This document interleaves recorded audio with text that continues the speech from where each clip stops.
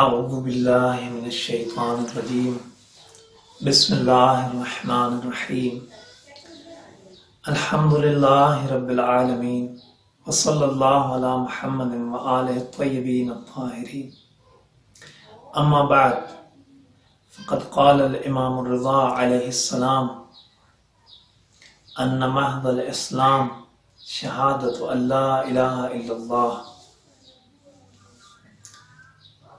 گزشتہ سیشن میں اس بات پہ کچھ حرائض پیش کی تھی کہ ہم سب کو ضرورت ہے دین اور معارف دین کو نئے سرے سے تمام تر باریکیوں کے ساتھ سمجھنے کی۔ کہنے کو ہم سب مسلمان ہیں، ہم سب کا دعویٰ ہے کہ ہم مومن ہیں، اور یہ کہنا بڑا آسان بھی تھا، ہم نے کہہ بھی لیا۔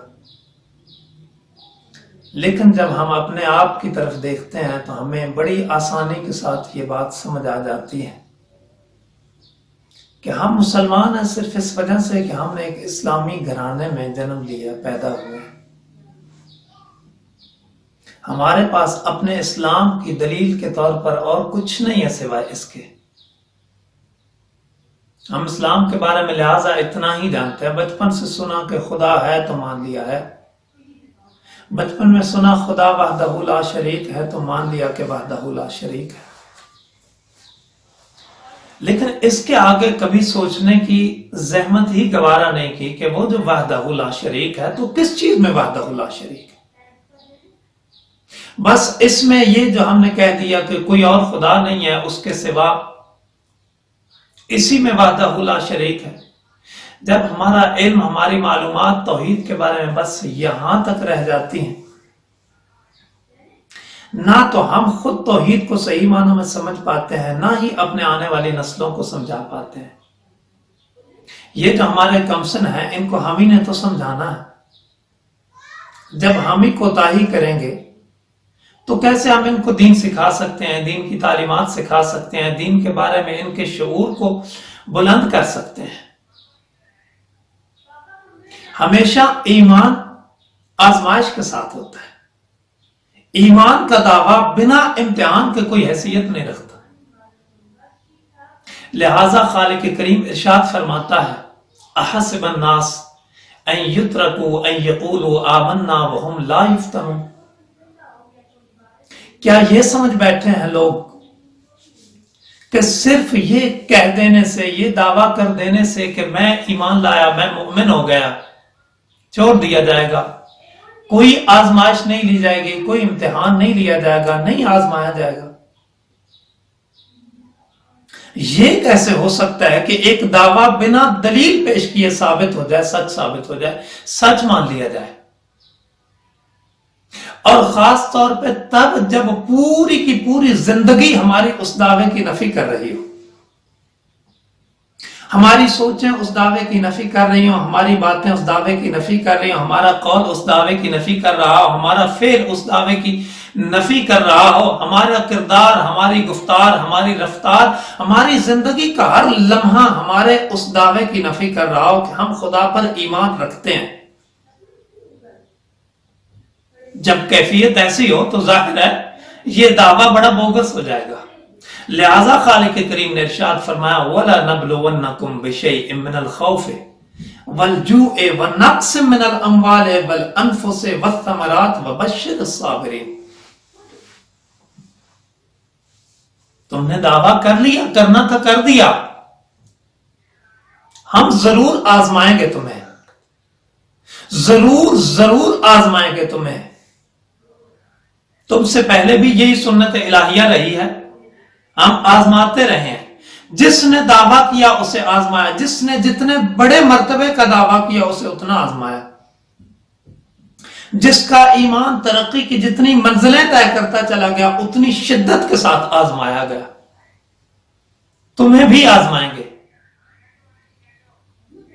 کبھی کبھی تو امتحان اتنا سخت لیا جاتا ہے کہ اولیاء کانپ جاتے ہیں اس امتحان کی شدت اور سختی کو دیکھ کر۔ تمہیں کیسے چھوڑ دیں گے بنا امتحان کے؟ تم نے اتنا بڑا دعویٰ کر لیا ہے مومن ہونے کا، دیکھنا ہوگا کہ کیا تمہیں پتا ہے کہ ایمان کی حقیقت کیا ہے؟ کیا تمہیں معلوم ہے کہ ایمان کے تقاضے کیا ہیں؟ کیا تم جانتے ہو کہ ایمان کے لوازمات کیا ہیں؟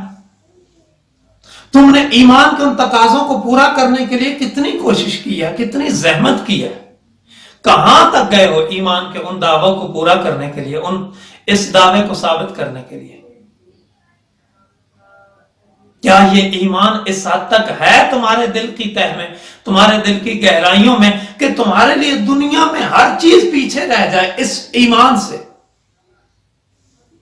جب بات ایمان کی آ جائے، جب بات ایمان کو ثابت کرنے کی آ جائے، جب ایمان کو تحفظ کی بات آ جائے، جب بات دین کی آ جائے، تو پھر میرے لیے کچھ بھی ضروری نہ رہے صرف دین کے تحفظ کے۔ یہ کب ہو پائے گا؟ جب مجھے پتا ہوگا کہ یہ چیز دین ہے، یہ چیز بے دینی ہے، یہ چیز دین کے حق میں ہے، یہ چیز دین کے خلاف ہے، اس چیز سے دین کا فائدہ ہوگا، اس چیز سے دین کا نقصان ہوگا، یہ چیز معاشرے کو دیندار بنائے گی، یہ چیز معاشرے کو بے دین بنائے گی۔ میں اپنے بچوں کو یہ سکھاؤں تو میرے بچے دیندار بن سکتے ہیں، ان کی الہی تربیت ہو سکتی ہے، لیکن اگر میں نے اس بات کی طرف بچوں کو راغب کر دیا تو میرے بچے کل کربلائی نہیں بنیں گے۔ یہ وہ بچے نہیں ہوں گے کہ جن کو امام حسین علیہ السلام اور محمد کی رکاب میں لڑنے کی دعوت دے۔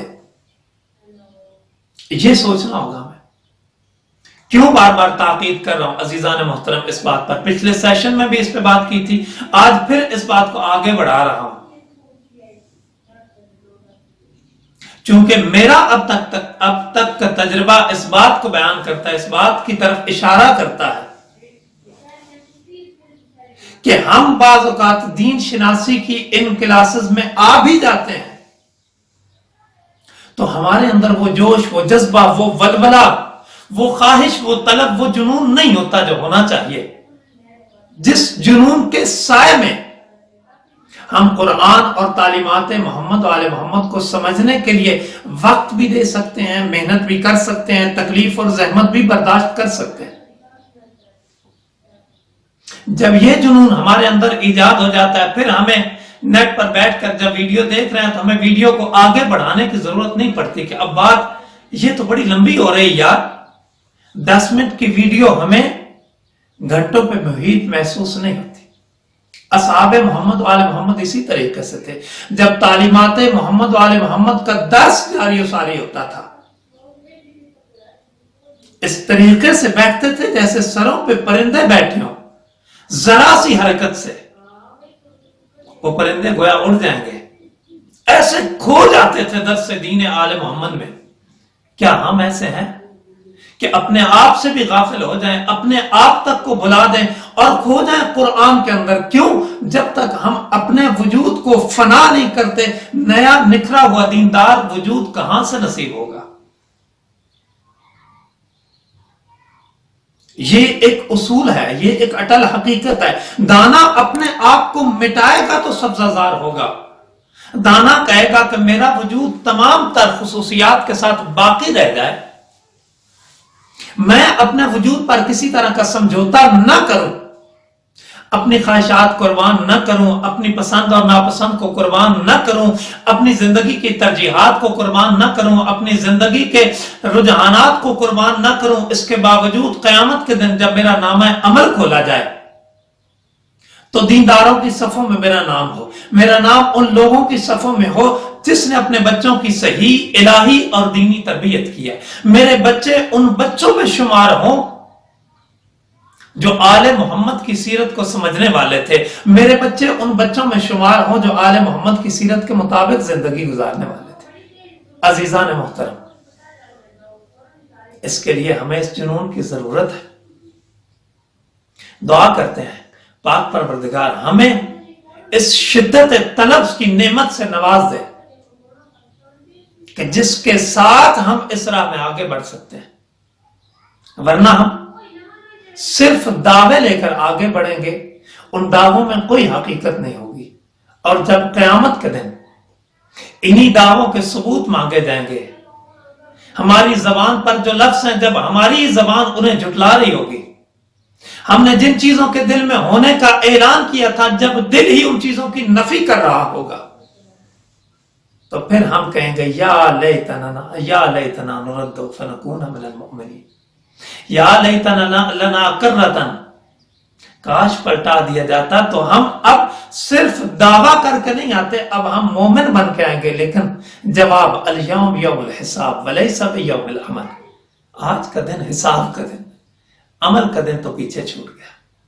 دعا کرتے ہیں پاک پروردگار انشاءاللہ ہمیں اپنے دین کو، اپنے قرآن کو اور اس کی تعلیمات کو سمجھ کر ان کے مطابق ان کے سائے میں زندگی گزارنے کی توفیق عطا فرمائے۔ وما علینا الا البلاغ المبین۔